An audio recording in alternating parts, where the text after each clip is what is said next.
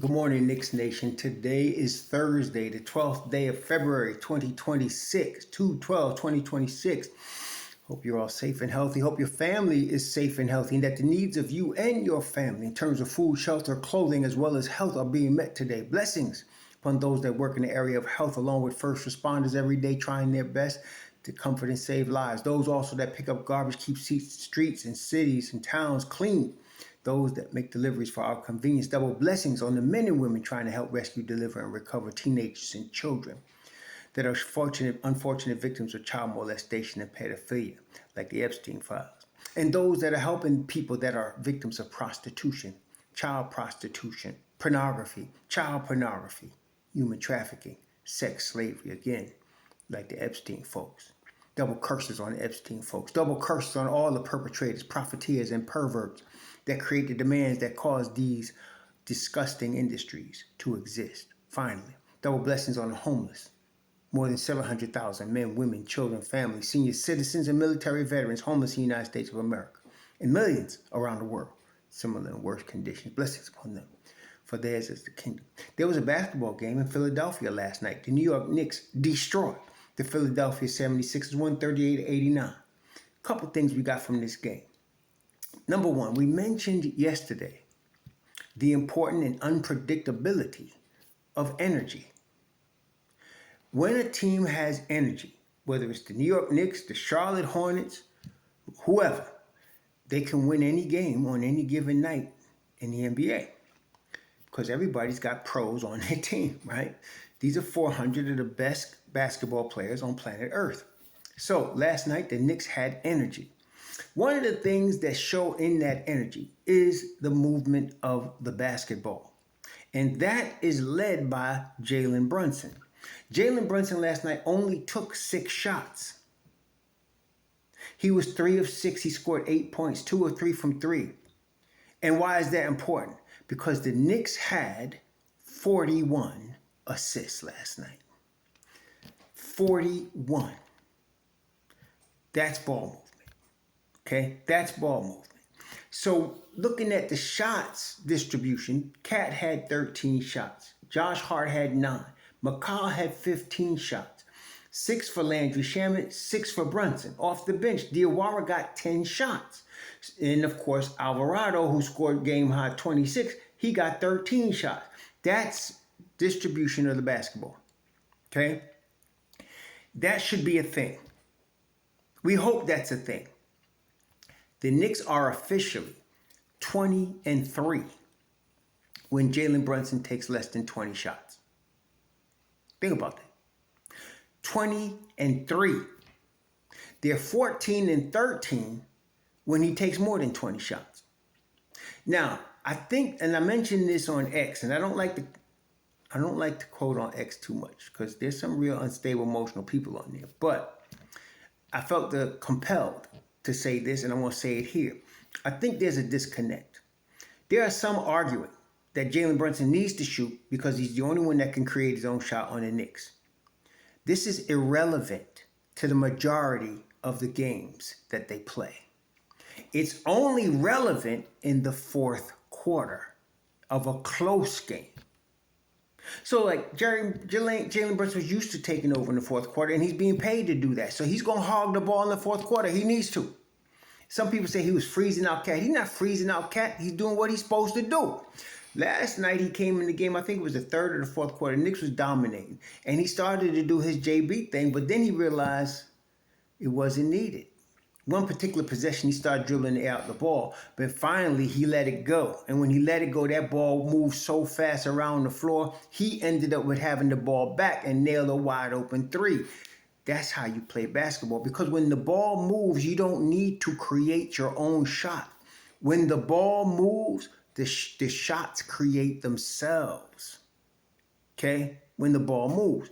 The ball was moving so much last night that Jose Alvarado was 8 of 13 from 3. You cannot expect him to hit 8 3-pointers every night, okay? It's not going to happen. But the point is, he was wide open.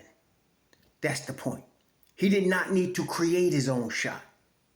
Nobody does when the ball is moving. And I give Brunson praise because he saw that. and was letting the ball move. And the results are what they are. A 49-point destruction of a major competitor in the East. Now, there was no Embiid last night. There's no PG-13. Okay. But what can we expect? Come playoff time, there's going to be no back-to-backs. Come playoff time, everybody's going to be rested and bring the energy on every game. That's what brings the playoffs to a new level of physicality, of force, of defense.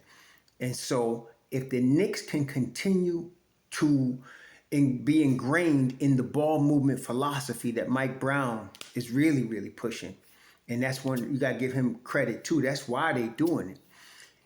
If they can continue to keep that energy as far as ball movement, they're going to be tough come playoff time. They're going to be tough because last night, Mike Brown played Alvarado, Jordan Clarkson, Hooporti, Mitchell Robinson, and Diawara. So he went with 5. Actually, he went with 6 off the bench in terms of rotation minutes. Now, the game was over by the end of the third quarter. So you have like a guy like Kevin McCullough and Kolek that played pretty much the whole fourth quarter, and Hooporti. They wouldn't normally do that. So that, I discount the 10 minutes each they got. But Alvarado, Clarkson, Mitchell Robinson, and Diawara, right now, that would be your rotation, okay? That would be your rotation. That's your, while the game is in the balance rotation. Now, when Deuce comes back and OG comes back, that's going to change. Okay, so you're still going to have Diawara, I predict, because I thought from the summer that if there was a rook that was going to get in some rotation minutes, it would be Diawara. I was getting a little concerned because of how inconsistent Mike Brown was in giving the young boy his minutes, but the young boy has proven himself to me, especially on the defensive end of the floor, and that's what you really are looking for. When yesterday, and he's really shooting the ball well. He was 4 of 8 from 3 yesterday, and he's been shooting the ball well. In the last 12 games, the Knicks are 10-2.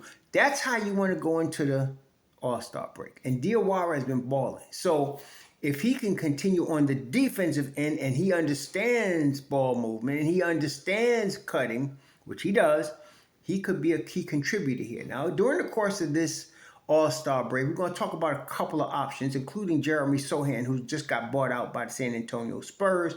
We'll discuss that tomorrow. But during this break, there's no basketball, so we got other things we can talk about. But Mitchell Robinson, Diawara, Deuce, okay, Shamet, that's going to be in Alvarado. So you got Alvarado, Deuce, Mitchell Robinson, Shamet, Diawara. That's your 5.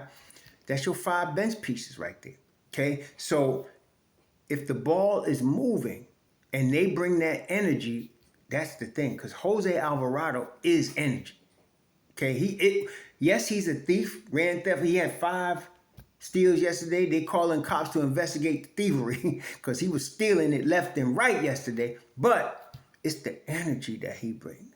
He brings a lot of energy to the game. And it's positive energy on the defensive end of the floor in terms of ball movement, in terms of body movement. He brings the energy. Okay, and he's still trying to fit in, and he's picking it up quick now. Now this is the thing: guys that are plug and play like Alvarado, when you bring them on a good team, see if Alvarado was on the Pels, you ain't heard nothing about them because they're a terrible team. They're not, they looking for another lottery pick. That's what I'm saying. They're gonna clean house this year, but you don't see him. It's like with Josh Hart. Josh Hart played for the Lakers. He played for the Pelicans. He played for Portland, and you thought he was a decent player, but he didn't become what we know now till he came to the Knicks under Tom Thibodeau. So when you go onto a good team, those that are plug and play type dudes, they shine. And that's why you're seeing Alvarado shine at this point. He's on the team now, a real team. So that's going to be your rotation. When they bring that energy, which they're going to bring, it's going to be something else. Now, we still got the Knicks are now 35-20. So we got basically 27 games left, sad to say. But that stretch is going to be tough, especially the March stretch. Toughest month of the season coming up right here in March. So it's good that we're getting, come February 19th, when they come back, we're going to have OG back. We're not going to have Deuce back yet. Probably, I think we're going to get Deuce back, like I said, by the time the equinox comes in the spring, which is about 21st of March, I think we should get Deuce back by then. But we're going to have OG back. You add OG to this lineup, you put Shamet back into the on the bench piece, and Shamet did well in the starting lineup, and he will do well, and that's why you got Shamet, because he can come in spot start, and you don't miss a beat with him. But you're gonna bring back grown ass man, so you put Shamet back into the bench piece. He takes Clarkson's place in the rotation, so you'll have Alvarado, Shamet, Mitchell Robinson, Diawara. Okay, and you'll get some Clarkson because Deuce won't be here. So you'll get some Clarkson. But when you think about it, just in terms of mathematics, right? So the game is 48 minutes. So for each position, it's 48 minutes. So the starting 48 minutes is 240. But the way the thing is going now, this is the difference between Mike Brown and Tom Thibodeau. Mike Brown, the other game was overtime the other night. They lost in overtime. We know that. So you're going to play a lot of minutes in an overtime game. But generally, if you just divide it evenly, and it's not going to be obviously exact, but this is going to be somewhat what we're talking about. If you take 30 minutes for each starter, okay, that's 150 minutes. That leaves 90 minutes. If you got a 5-man bench, that leaves 18 minutes for each guy. So, like I said, it's not going to be exact, couple minutes here and there, but that's going to be, if you were going to round it, that's about what you're talking about. That makes the Knicks very dangerous. Very dangerous. So you're going to be talking about 18 minutes a piece for the bench. You're going to be talking about 30 minutes a piece for the starters. Nobody's tired. They're going to be coming into the playoffs at their best. And that's what we want. So, right now we got the break. We come into the break a 10-2 record. Listen, you can't ask for much better than that. Anybody complaining about this needs to go somewhere else. 10-2 in your last 12 coming into the All-Star break, that's what you want. Okay? That's exactly what you want. So the Knicks come into the All-Star break like that, 35-20. I know last year they were 36-19 or whatever. Listen, that's last year. The thing that's common though about last year and this year, they're getting ready to go. They're going into a stretch right now, tough stretch, and they're going to be playing their best ball by the time we get to the end of that stretch. That's what you want. So, ball movement is key. Okay, so it should be a thing. Brunson should not be looking a lot for his shot. He's one of the best first quarter scorers in the NBA, and I actually don't like that because I'd like to see the ball move like it was yesterday. Okay, at the end of the first quarter, it was 36-23 Knicks up by 13, and then it started moving more in the second quarter, and then we was off to the races. I want that ball to move. Everybody needs to touch the basketball. I know one couple of times I saw, for example, Alvarado came down or Diawara, and they had a wide open look, but nobody had touched the ball, so they waited, and they let the ball move a little bit. That's what you want to do. Okay, you just don't want to come down and jack up a three. You want to come down, let the ball move, let somebody touch it, let a couple guys touch it. Then it'll come back to you. That's what happens. The other night, I think it was last night, Sam Merrill scored 32 for Cleveland on 9 threes. And if you watch the highlights of that game, he was giving the ball up knowing that if he moved, he was going to get it back. And he did. Okay? That's perfect looking basketball. That's what the Knicks were doing yesterday. Guys were giving the ball up knowing it could come back to them because the ball is moving. Okay? That's the key. Of course, defense was crunching. They only gave up 89 points yesterday. Now I got to give some things credit because no Embiid, no Paul George, especially Embiid. Maxey was again unguardable. Maxey is really, this dude. The only word I could use to describe him is he is a freaking blur. There's some fast dudes with the ball in the league now. There's this cat for Washington, this rookie. He's fast with the basketball, baby. Then, of course, we know De'Aaron Fox is a damn cheater with the basketball. But Maxey is a blur, man. And finishing like a blur. And on top of that, you back up off him, he going to throw up that three off the dribble and knock it down. The boy is unguardable. See, he is.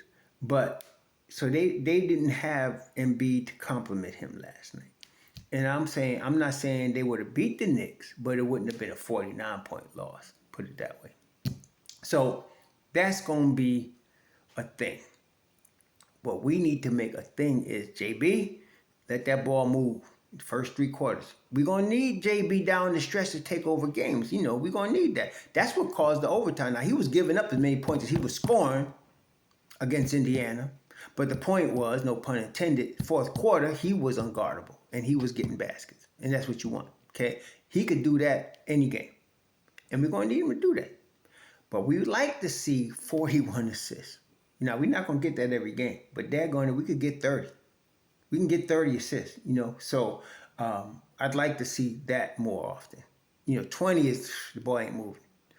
And somebody's taking a lot of shots, and we know who that is. But when the ball is moving, everybody's getting involved. It's beautiful when you get 5 or more players in double figures. Last night, the Knicks had 1, 2, 3, 4, 5 guys in double figures last night. Okay, and it wasn't like, I mean, they were just getting good shots. They put up 44 threes in the flow, hit 20 of them. That's what we're talking about, 51 boards. And of course, there's Karl Anthony Towns horsing the boards. There's Mitchell Robinson horsing the boards, doing their thing. Diawara had 5 boards on top of it. We had 51 boards altogether, okay? That's what you're talking about, 12 on the offensive end. That's what we want to see, okay? That's what we want to see.